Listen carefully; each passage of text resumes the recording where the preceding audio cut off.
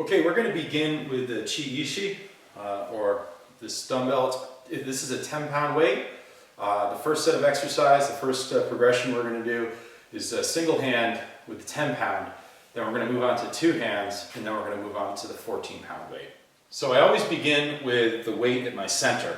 The first one is going to be to practice the Jodan Uke movement, or receiving upper, conditioning my arms like this. And I want to make sure that I keep the weapon, I want to make sure that I keep the training tool isolated and not take advantage of momentum and swing it up and have to stop it, but keep my movement fluid and upward. And then you'll notice that I'm going to hold it and isolate the weapon in place, and then I'm going to slowly bring it down with resistance. And I'm going to switch hands, and then I'm going to do it the other side.